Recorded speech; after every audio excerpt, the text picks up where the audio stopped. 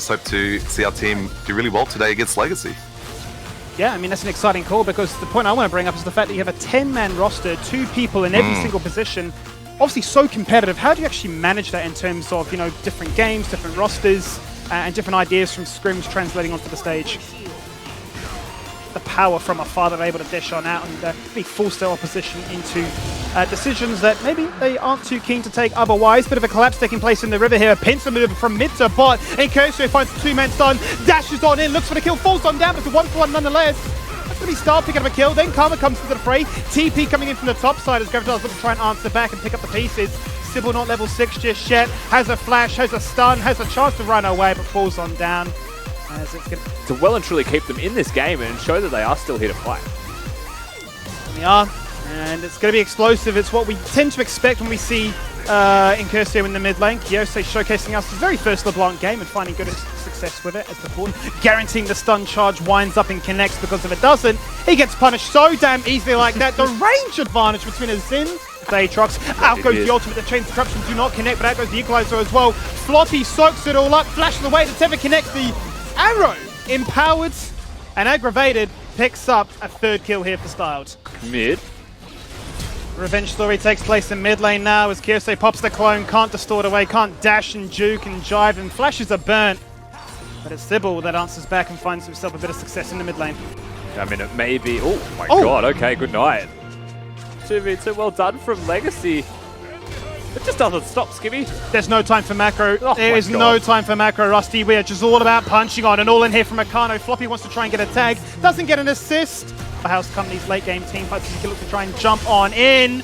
That's exactly what Kyose's doing, followed by Akano, wherever you roam. Up on the Shen in a 1v2. Out goes the... Oh, it actually connects. True Shot Barrage makes it a 1-for-1. It is going to be Sybil that picks up the kill as the TP comes on through. Kyose maybe regretting that one.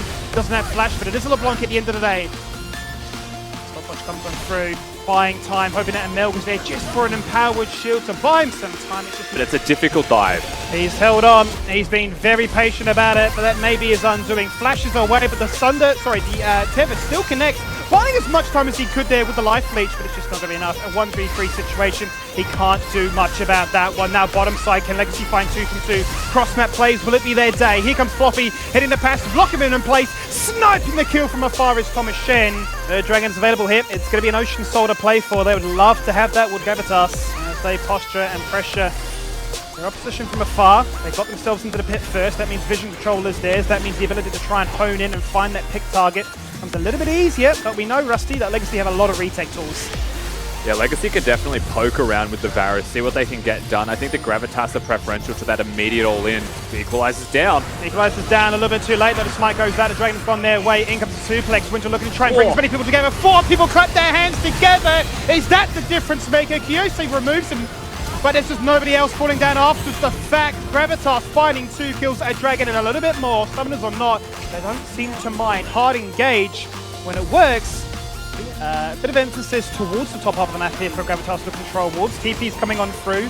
Dragon soon to spawn in under a minute. That's going to be Sefta looking to try and lead the line so far. Lock somebody in place. A lot of damage to come on through as a result. True Shot Barrage burnt early. Sybil on all kinds of problems. He's gone for the vision. He's just going to get punished for it. Winter makes it a 1-for-1 trade, and the chains connect and they spread like wildfire. Incursio hoping that he can find some resets right now as he transforms into a Braum. His time now to lay down the damage with the passive stacking up from afar. A second shutdown and more. Aatrox now Ezreal. Can he look to try and redeem himself from laning phase into team fights?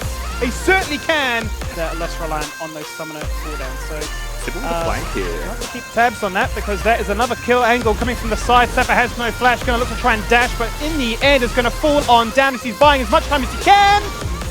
And, well, the turret wasn't his best friend there. It wasn't really an even 2v2. In comes the TP, but down goes Kyose. He finds one, he goes golden, he flashes away, he jukes, he drives, he hopes, but he cannot dream as Sybil takes him down in the bottom hand side of the map. Mid lane though, cross map action, it's what you love to see. 18 kills to 17, more fights and more. They have so much true damage, I actually don't think that Legacy care much. Is it Curzio? Well, he jumps into the mist for a second, And that's all it really took. Legacy on the flank, they haven't spotted Incursor, they know that he's up to no good. Out goes the Equalizer, it doesn't matter, they've already picked up the soul point. Will the ocean be enough? Can they swim with the fishes, or can they surf the waves to victory? They're going to fall on down. 2 members of Legacy finding kills, finding success. What Legacy are actually doing? Oh, Equalizer.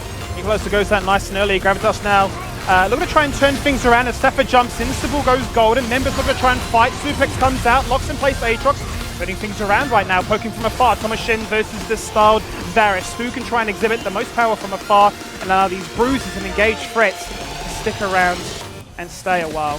And suddenly 2 lanes has become 1 as their top laner falls.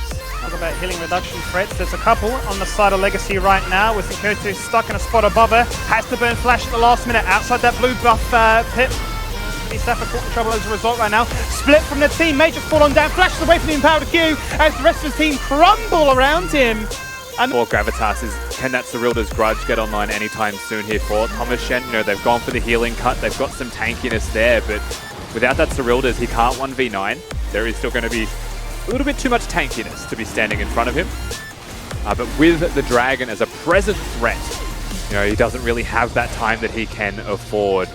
Sybil was sitting there with his flanked position, but really, it's just posturing right now. It's dancing around the Dragon. Oh. Safa. Safa's just going to pop the ultimate, say enough is enough. He wanted to reset, he wanted to go back for base with a big item disadvantage. He says, I want to try and go back, but I can't because this Elder is just going to be taunted against us. Pops the ultimate. Impatient. The rest of Legacy just run away. Sybil nearly gets one shot, but goes golden as he pops that Zonias. Out goes the Suplex. Once again, Winter brings them all together. And it's a fantastic Equalizer, bringing them all under one banner. It's going to be Thomas Shen that finds the first kill, and Powell's with the heal, hopes that he can survive. Nakano finds the second, but Stars gets the third. The kills are going back and forth so far. All the while, Rusty, the Elder is still aggroed Styled at 50%. Is against the world here. Can potentially do some work. So hard to steal this one, however. Yeah, no chance of stealing that one. They need to get back to their base though, Skimmy, because the super minions are starting to push in. Towers are falling. But at the end of the day, really hurting these members. As they kite away, Kyosa comes in from a flanking angle, looking to try and delete somebody in a heartbeat right there. Tries to take out Style, pops the spell, that but not much Equalizer. more. Equalizer's huge! Surely this is a Legacy clean-up angle right now as Topwatch get burnt galore. Everybody turns golden, but it's not the trophy. It might be the victory, but it might be anything else. Elder's been aggro, but members are falling. More Stopwatches are burnt, and more members are falling. It's only Diego out of the picture, soon to be followed here by Sybil. Legacy are crumbling 3-1 in favour here of Gravitas, despite what was such a disgusting Equalizer. I mean, what more could Sybil do to win a team fight for his squad? At the end of the day, yeah, Gravitas, they've got an Ocean Soul, you know? They should have lost that one if it wasn't an Ocean Soul. Any other soul, it could have been a different story. But now the second Elder of the game. They lost very fast in their first split, but here we go. Oh, the chains connect, but will they spread? They won't indeed. Floppy soaks it up, puts up the door too. There we go. And says, none shall pass. As Safa hasn't been spotted just yet. He was taunting and flanking from a right-hand side. All the waves now crushing and crashing. 3 lanes of super minions. Legacy, a last stand. There's this desperation from Legacy. Styled flash ulting to look to hit the chain.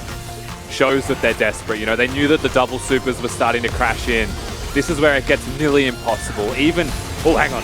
Winter jumps in once again, hits a 4-man suplex, takes out Kyosa, that could be huge. The chains connect again. Thomas Shen's removed, the double for Winter is set unstoppable, and set with a shutdown Souls. He's godlike. Oh, Safa. Safa 1v4. He's picked up 2. Can he get another one? Another chance, full on down. The guy's still alive. He has a GA. He's got an Ocean Soul. He's got everything. He's getting shut down like you would not believe. Floppy just hits him once and twice, hits the passive, and says hello. He's got a GA. He's gone to the afterlife. 1v3. Can he do it? Their minions are still punching on. They're still getting rowdy about it. He might just die for the second time in a row, but still life leeching, still surviving, still getting haymakers to the dome. Still falls on down. And the minions will end the game to start off Split 2. Safa is actually just